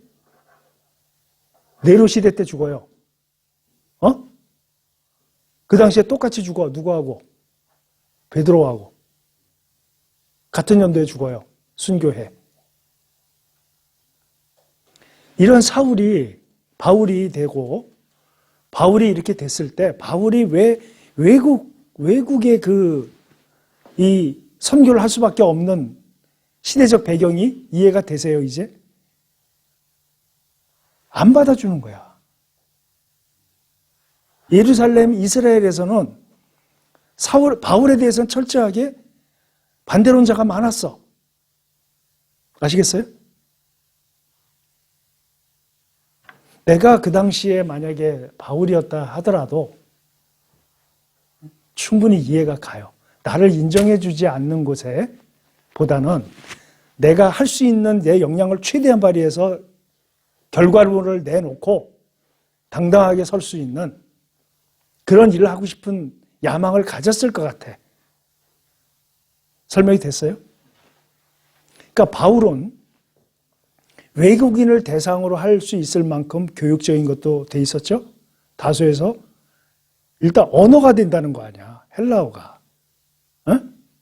그리고 어떤 학자들은 당시 다소에 대학이 하나 있었는데 그 다소 대학은 율리어스 시저까지도 인정하는 명문이었다고 그래. 근데 거기에 그 언어학을 가리키는 곳이 있었는데 크게 두 가지가 인정을 받는 언어학이었다고 그래. 그게 헬라어하고 라틴어예요. 근데 다소에서 대학을 나오지 않은 바울의 입장에서는 라틴어까지 했겠느냐라고 의문을 갖기도 해. 그러나 혹시 하지 않았을까? 다양한 인종의 다양한 사람들을 만났거든? 바울이? 그들하고 다 대화를 했단 말이야. 그 대화 속에는 크게 두 가지, 세 가지가 다 있죠. 히브리어? 그러니까 헬라 사람들이 히브리어를 부를 때 표현을 어떻게 했냐면 아람어라고 그랬어. 응? 그러니까 히브리어도 하고 헬라어도 하고 라틴어도 하지 않았겠느냐라고 추론해 볼 수 있는 거야. 왜냐하면 그것이 큰 공동 언어로 많이 활용되고 있었기 때문이야. 그러니까 바울은 이만큼 그리스의 철학자들과도 얼마든지 토론할 수 있는 언어적 특성, 그리고 그 모든 교육이 그리스의 어떤 그 전통을 이어받는 교육 체계 속에서 어린 시절을 보냈단 말이야. 에? 설명이 됐죠? 그러니까 하나님이 기가 막히게 이 사람을 준비시키셨다. 어려서부터. 철저한 유대 율법주의자로 만들어 놓고 동시에 헬라 문화권도 경험하게 하고 교육을 받게 하고 그 다음에 산헤드린 공의회에서 어쨌든 리더십을 키울 수 있지 않았겠느냐는 거야. 사람들하고 얽매이면서. 오케이? 이런 외국에서 선교할 수 있는 정말 인물로 주님이 준비시킨 사람이 아니었겠느냐. 우리는 이 사람의 일대기를 보면서 그걸 느낄 수가 있어. 오케이? 이러한 바울이었어요. 나중에 그냥 나는 기억나는 대로 얘기를 했으니까 더 자세한 것들은 바울을 연구했으면 좋겠어. 근데 한 가지 주의할 게 있어. 근래 들어서 이 자유주의 신학자들하고 현대 신학자들이 바울에 대해서 이상한 얘기들을 좀 하고 있어, 지금. 기독교 교리는 예수님은 기독교 교리를 세운 적이 없다. 그리고 사복음서에 예수님의 사복음서 공관복음을 썼던 사람들조차도 어디도 교리적 내용을 설명해 놓은 데가 없다. 다만 요한복음만 예수 그리스도의 하나님 되심에 대해서 집중적으로 설명해 놓았지 그걸 교리적으로 학문화시킨 곳은 어디에도 없다는 거야. 근데 학문화시킨 유일한 사람이 바울이라는 거야. 아시겠어요? 바울을 거의 신격화하고 있어, 지금. 바울이 기독교 세웠다. 기독교의 전부를 세웠다. 누구도 그렇게 하지 않았다. 설명이 됐어요? 그래서 내가 처음에 물은 거야. 사복음서가 먼저 쓰였습니까? 서신서들이 먼저 쓰였습니까? 서신서들이 먼저 쓰였어. 아시겠어요? 왜 이렇게 되니까 그런 주장들을 막 해. 그래서 마치 바울이 예수님보다 먼저 교리를 세운 자로. 무슨지 아시겠어요? 이 학술적으로 이렇게 접근을 하더라니까. 저번에 소위 말하는 기독교 서점이라는 곳에 가서 한번 이렇게 볼 기회가 있었어. 잠시. 길진 않지만 한 30분 정도. 바울에 대한 얘기를 보려니까 그런 책들이 있더라고. 다 보진 않았어. 목차만 봤어. 그런 종류들의 책에. 근데 이거 굉장히 위험하다. 바울은 뭐예요? 하나님의 도구였어요. 아시겠죠? 이건 조심해야 돼. 꼭 그런 자들이 있어. 공부가 깊은 사람들 중에. 이게 너무 파다 보니까 과대한 상상을 하기 시작을 해. 다시 한번 얘기해요. 바울은 도구야. 예수님이 쓰시고자 했던 도구로 썼던 사람이야. 아시겠죠? 그래서 더 이 부분에 있어서 앞으로 그런 류의 책을 접하거나 주장을 접하면 우리가 현혹돼서는 안 된다는 거예요. 아시겠죠? 이것도 하나 지침을 하나 알려두고 바울은 여기까지 하고 로마서에 대해서 한번 생각을 해봅시다. 우리가 성경을 읽을 때 보면 하나님 구약을 보면 맥락이 이렇게 돼요. 하나님께서 이스라엘 백성을 택정하시고 선민으로서 택정을 하셨죠. 그리고 하나님과의 관계성을 구약 백성들한테 알려주셔요. 뭘로? 나는 너희들을 율법으로 키우겠다. 응? 이렇게 하겠다. 율법으로 키우겠다. 복잡하지 않았어, 구약은. 신약에 와서도 사복음서를 보면 예수 그리스도가 누구시냐. 오케이? 그분은 이런 일을 하셨다. 그리고 우리에게 이런 것들을 가르쳐 주셨다. 설명이 됐어요?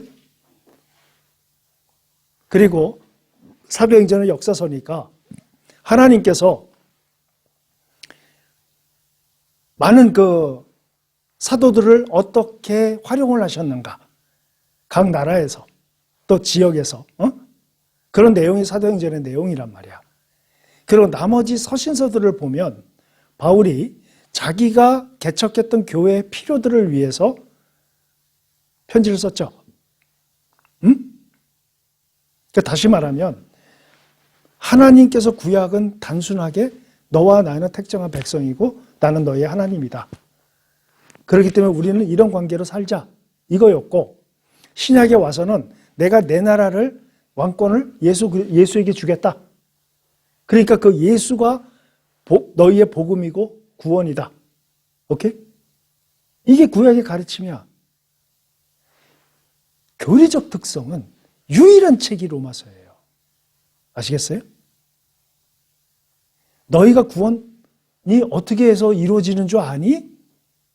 하고 설명한 책이야. 다시 말할까요? 사람 입장에서 하나님의 성령에 감동돼서 사람 입장에서 얘기를 한 내용이 아니라 하나님께서 너희는 이래라고 가르쳐 주신 책이 유일한 책이 로마서야. 방향이 다르죠? 아시겠어요? 무슨 뜻인지? 구분이 돼? 그래서 로마서를 어떤 사람들은 로마서에 나오는 교리들이 그러니까 로마서 너무 어렵다. 교리들이 어렵다. 그리고 또 어떤 분들은 로마서는 성경 중에 으뜸이다. 성경을 성경답게 한 책이다. 로마서가 성경을 성경답게 했다. 그러니까 로마서에 대한 정말 많은 예찬이 있어요. 응? 중요한 것은 로마서는 마태복음 5장, 6장, 7장에 대한 하나님의 설명이에요.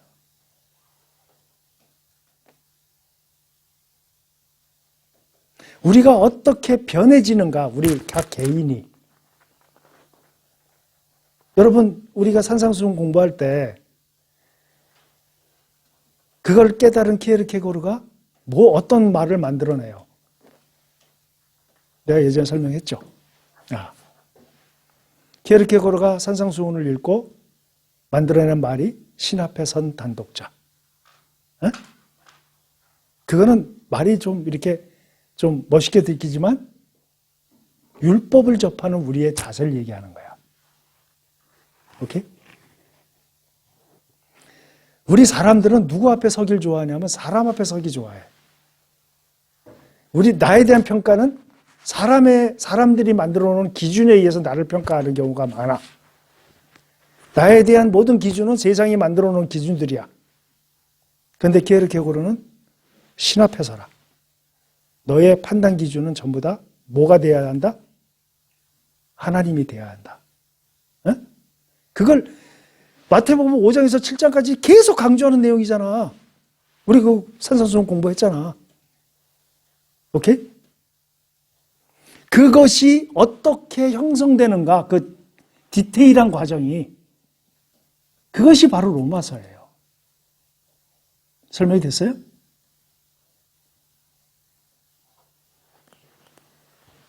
이 로마서가 산상수훈을 통해서 하나님께서 율법을 주신 목적을 설명하셨고, 그것이 어떤 과정을 통해서 구원에 이르는 하나님의 백성이 되는가를 설명해 놓은 책이 로마서란 얘기야. 설명이 됐어? 공부를 하다 보면 알 거야. 왜냐? 이따 로마서 구조에 대해서 내가 설명을 할 텐데 써도 잘 안 보이니. 아무튼 이 로마서를 얘기할 때 모든 신학자나 강해를 하는 목사들이 3명을 꼭 얘기를 들어요. 3명. 왜냐하면 이들이 로마서에 의해서 기독교 세계사를 바꾼 사람들이기 때문에. 첫 번째 어거스틴. 어거스틴은 히포의 위대한 신학자라고 얘기를 하거든. 어거스틴. 히포가 북아프리카, 지금에 얘기하자면 알제리예요. 어거스틴은 알제리 사람이야. 흑인이에요. 검은 수도사, 검은 하나님의 대변자, 위대한 신학자, 이런 칭호를 듣는 사람이야, 어거스틴이. 이 어거스틴의 문제가 하나 있었어요. 크리스찬으로서 삶을 사는데 아주 그 어거스틴을 평생을 괴롭힌 문제가 하나 있었어. 그게 뭐냐면 성욕이야. 걷잡을 수가 없었어, 이 사람은. 수많은 여자들하고 그런 관계를 맺고 급기야는 매춘부하고 그리고 그런 관계를 맺은 여자 중에 하나가 매춘부였는데 아기를 가졌어. 그래서 아기를 낳아. 그 어머니가 있는데 우리가 아는 모니카, 그 어머니가 이 어거스틴의 그 난잡한 생활 때문에 얼마나 울고불고 기도를 많이 했는지 몰라요. 그래서 당시에 그 어떤 신부가 한 명 있는데 이름이 생각이 안 난다. 그 신부를 찾아가 모니카가 어떻게 하면 좋으냐고. 그랬더니 이 신부가 이렇게 얘기를 해요. 눈물로 기도하는 어머니의 아들은 반드시 돌아옵니다. 이렇게 얘기를 해. 그 유명한 얘기죠? 들어봤죠? 이렇게 난잡한 생활을 하던 이 어거스틴의 마음속에는 또 뭐가 있었냐면 정직하고 순결하고 진리를 따르고자 하는 욕망이 굉장히 컸어요. 그래서 최종적으로 이 어거스틴이 정착한 종교가 마니교예요. 내가 이 마니교에 대해서도 또 설명을 해야 되는데 이거는 또 한참 걸리니까. 아무튼 마니교에 갔다가 마니교에서 어거스틴이 환멸을 느껴. 이 문제가 해결이 안 되는 거야. 그래서 또 고민에 빠졌는데 어느 날 이게 환상이었는지 뭔지 모르지만 음성이 하나 들렸어요. 이 어거스틴한테. 로마서 13장 13, 14절을 읽어라. 라는 뭔가 이게 들려. 그래서 어거스틴이 성경을 로마서 13장 13절 14절을 막 거침없이 찾아서 읽고 난 다음에 소위 말해서 영적인 벼락을 맞아. 이 사람이. 한번 찾아 읽어볼래요? 낮에와 같이 단정히 행하고 방탕하거나 술 취하지 말며 음란하거나 호색하지 말며 다투거나 시기하지 말고 오직 주 예수 그리스도로 옷 입고 정욕을 위하여 육신의 일을 도모하지 말라. 딱이지. 왜 그 말씀이 들렸냐고, 어거스틴한테. 하나님이 왜 그 말씀을 읽으라고 하셨냐고. 정확히 보시는 거잖아, 하나님은. 어거스틴이 우리 그냥 읽을 수 있잖아. 이렇게 지나가면서도. 그 말씀이 내 말씀이 안 된단 말이야, 대부분이. 근데 어거스틴이 이 말씀을 읽었을 때 영적인 지진을 맞았다는 표현을 써.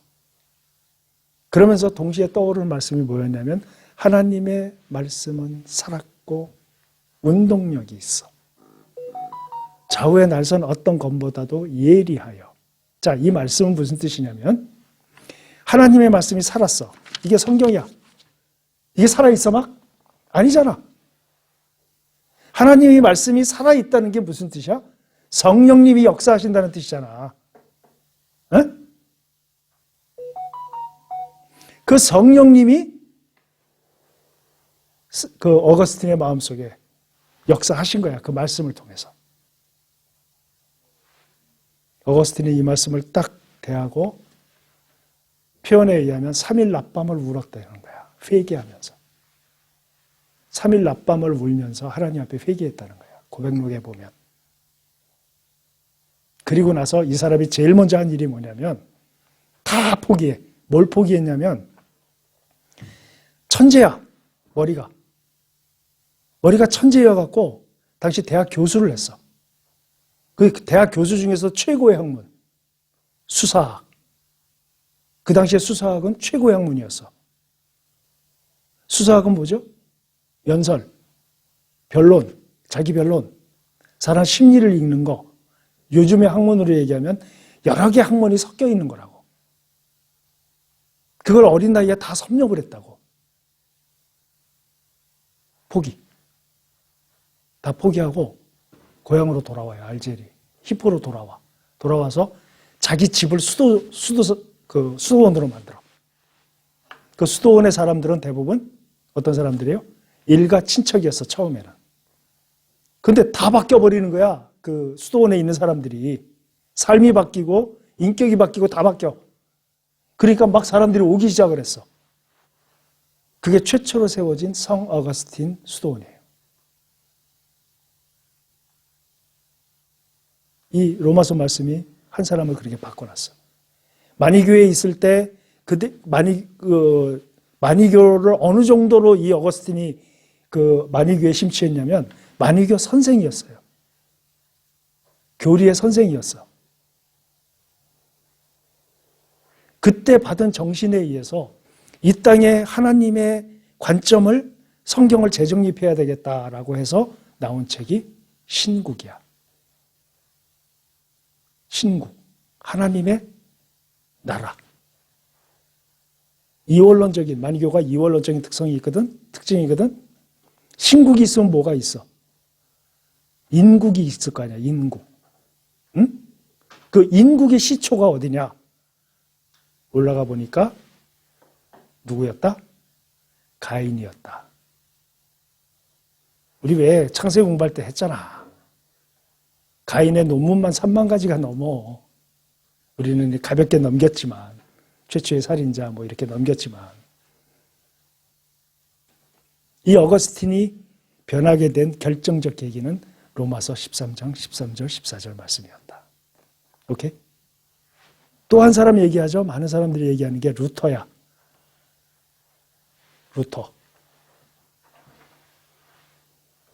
루터는 샤이한 청년이었어요. 부끄럼도 많고 좀 내성적이고 이런 사람이었어. 루터는 아버지는 루터가 법률가가 되기를 원했어. 그래서 법률을 공부하기를 원했는데 루터는 신학교를 갔어요. 당시에. 15세기죠? 루터가 종교인으로서 삶을 살아가는데 한 가지 해결되지 않는 문제가 있었어요. 루터에게. 그 해결되지 않는 문제가 아니라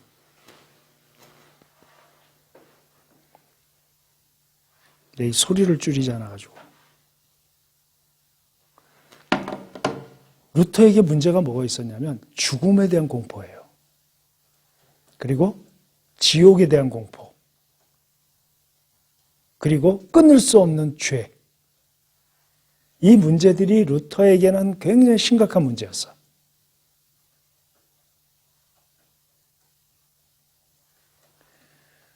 루터가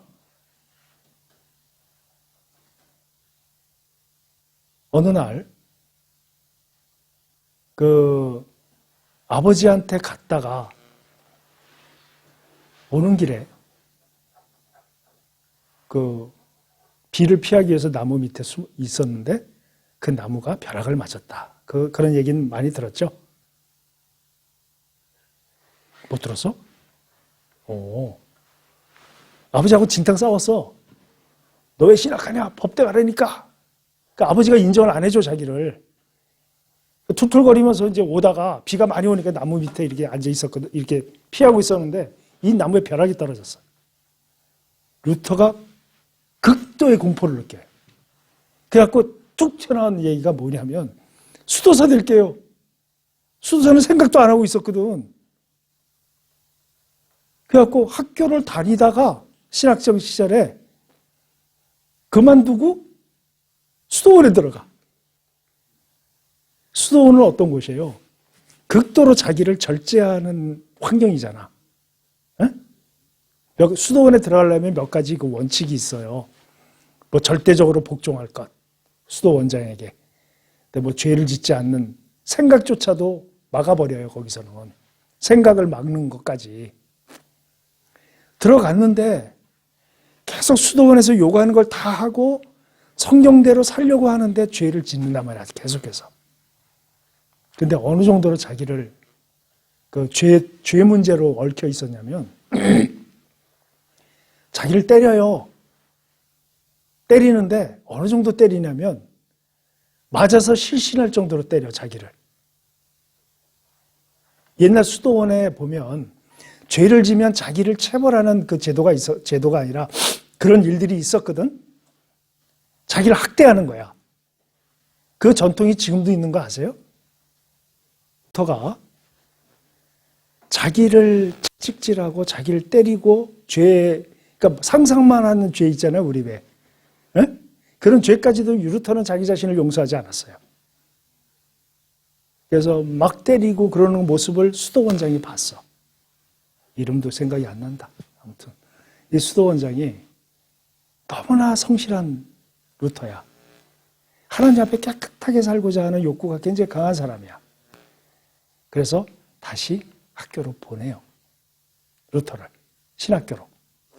그래서 루터는 다시 신학교로 와서 공부를 마치고 교수가 돼. 류텐베르크의 교수가 돼.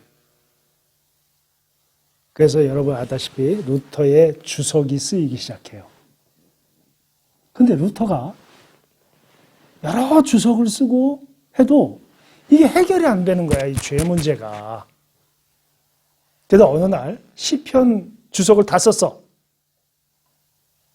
그러니까 뭐예요? 교수로서, 성경학자로서 충분한 준비가 된 사람이죠? 그럼에도 불구하고 내면에 평안이 없고 구원에 대한 확신이 없고 자기 자신에 대해서 이 하나님 앞에서의 구원의 문제가 굉장히 심각한 문제로 대두된 거예요. 그러다가 시편 주석을 다 끝내고 로마서 주석을 써야 되겠다 생각을 하게 됐어요. 그래서 로마서 주석을 1장 1절서부터 쓰기 시작하다가 어디에 가서 이게 턱 하고 걸렸냐면 로마서 1장 어디죠? 17절. 그것도 찾아서 한번 읽어봐요.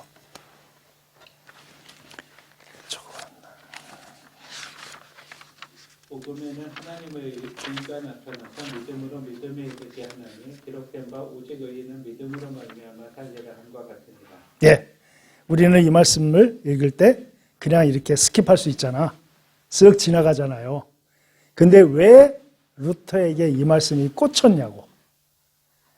왜 이 말씀이 루터에게 중요한 말씀이 됐느냐고. 하나님이 루터를 통해서 그 문제를 해결해 주시는 거야. 어떤 거죠?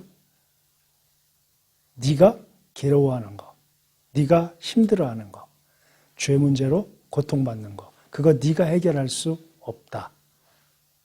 아시겠어요? 다시 한번 천천히 읽어봐요.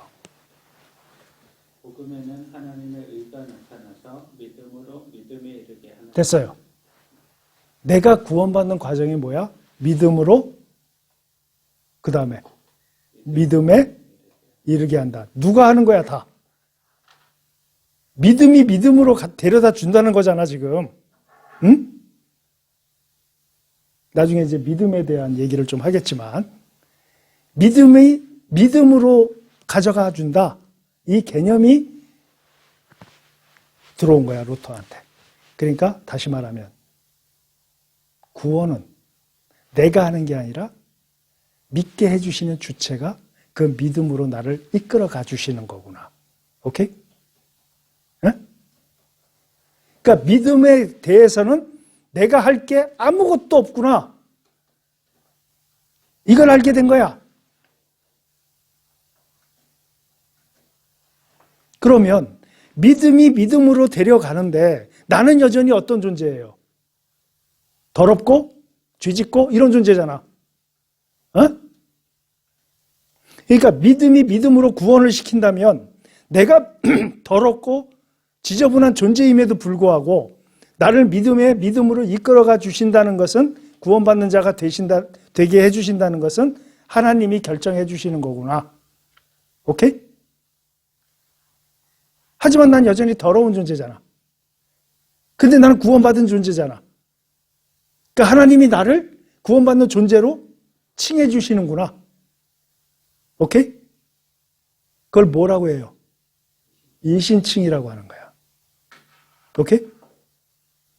왜 루터가 여기에 꽂혔냐고. 하나님이 결정하신 거야. 루터를 바꾸시기로. 설명이 됐어요? 루터가 여기에 지진이 일어났어, 루터도. 그러다 보니까 진리가 보이기 시작했고, 구원이 보이기 시작했고, 지금 로마 캐톨릭이 얼마나 잘못하고 있는가가 보이기 시작한 거예요. 그래서 자기가 깨닫게 된 이 말씀을 나 혼자 알아서는 안 되겠다 해서 루터가 아끼는 사람들이 있었어, 제자들. 대학에서 가르치는. 그래서 학술 대회를 열어야 되겠다. 토론을 해야 되겠다. 어? 그래서 어느 날 몇 시 며칠 날 우리가 모여서 이 주제들을 가지고 토론할 것이다 해갖고 그 토론 주제들을 쫙 썼어. 사실은 내가 이걸 깨달았기 때문에 로마 교황청을 무너뜨리고 새로운 프로테스탄트를 운동을 일으켜야 되겠다 결심하고 붙인 게 아니야. 어? 소위 말해서 세미나를 열려고 세미나 장소하고 주제를 거기다 적은 거야. 그걸 붙인 거야.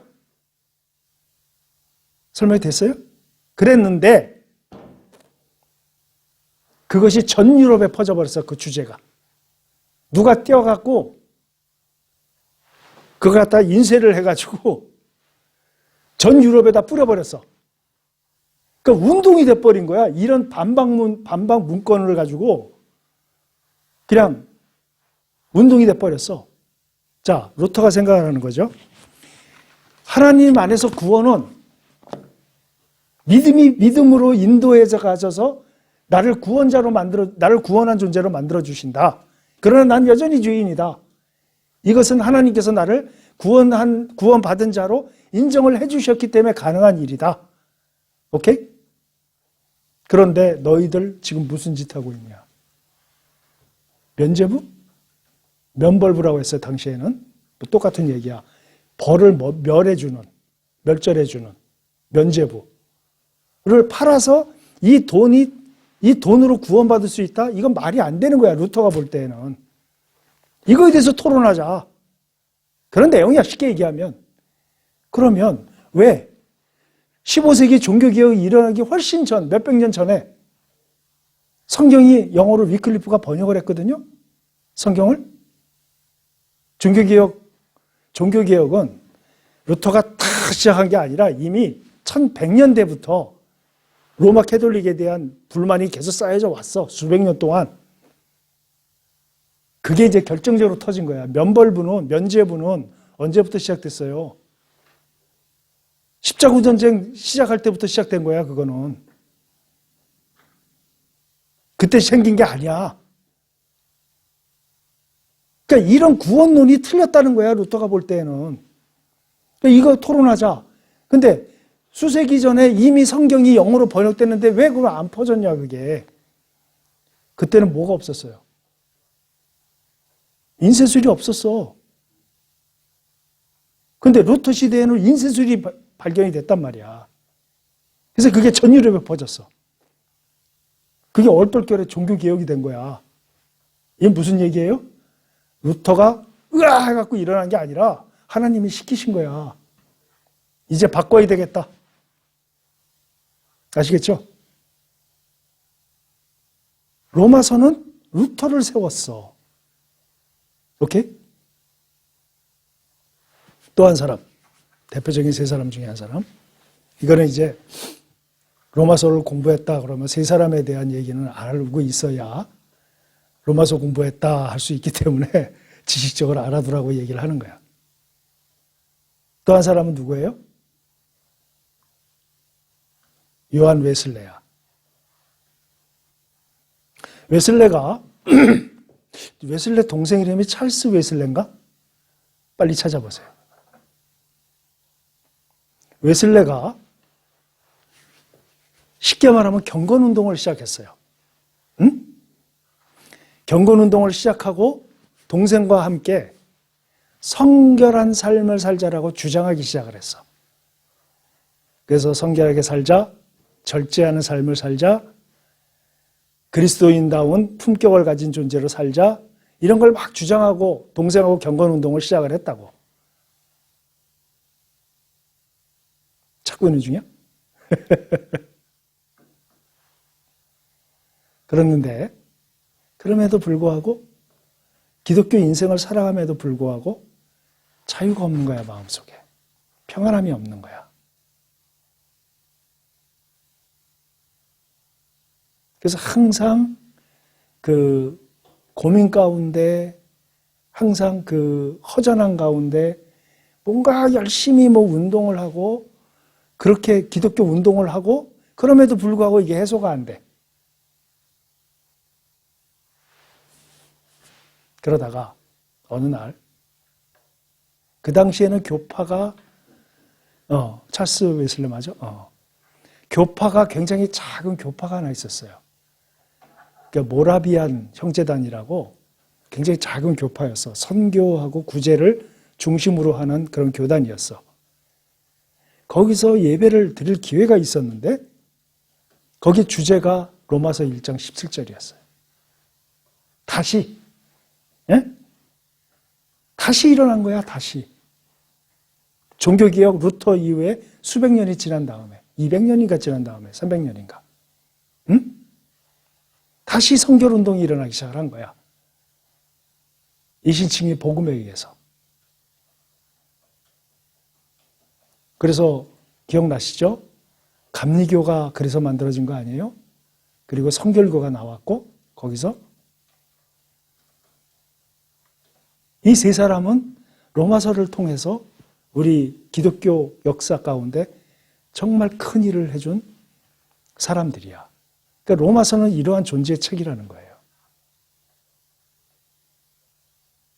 그래서 우리가 이제 다음 주에는 이제 로마서 9조와 로마서 1장에 들어갈게요. 1장 1절. 1절 다 하지 않고 다음 주에는 로마서 9조 그리고 이제 1절서부터 로마서 강의를 시작을 할게요. 그러니까 여러분은 뭘 해야 돼? 열심히 읽어와야지. 그죠? 로마서를 한 3번 정도 읽어봐요. 16장까지 있으니까 그렇게 길지 않아. 내가 이렇게 쭉 천천히 그냥 음미하면서 읽었을 때 16장까지 읽는데 한 25분 걸려. 길게 읽으면 한 40분 걸리고. 일주일 동안 그 정도 시간을 낼 수 있잖아. 오케이? 네, 마치겠습니다.